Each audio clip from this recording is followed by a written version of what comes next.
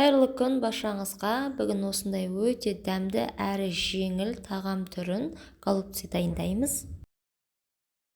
Видеоны толықтай қарап, каналыма тіркеліп, пікір қалдырып, қолдап кетіңіз.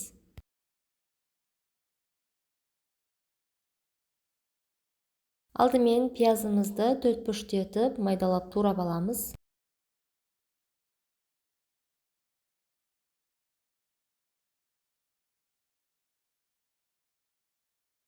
Одан кейін фаршымыз үстіне салып, күрішімізді салып, барлығын жақсылап араластырып аламыз.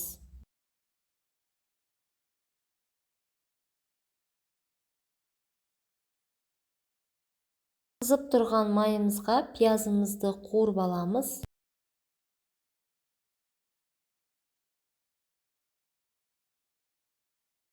Оның үстіне қызанағымыз салып, қайтадан қуырып аламыз.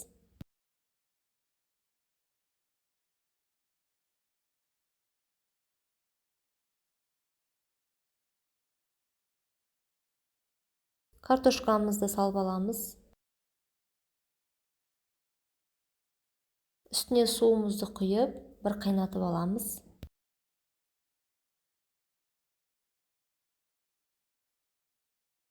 Болгарскияларымызды өйстіп алдын ала тазалап, одан кейін дайын фаршымызды ішіне барлығын салып шығамыз.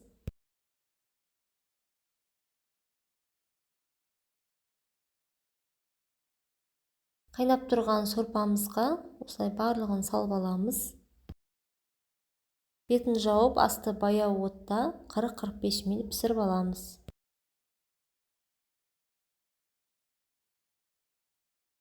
Бізде голубцыларымыз дайын болды. Енді осыны дастарханға ұсына беруге болады.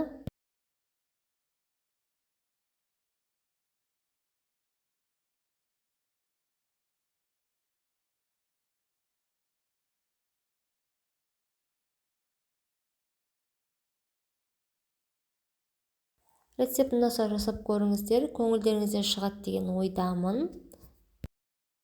Каналыма тіркеліп, жүрекшені басып, пікір қалдырып кетіңіз.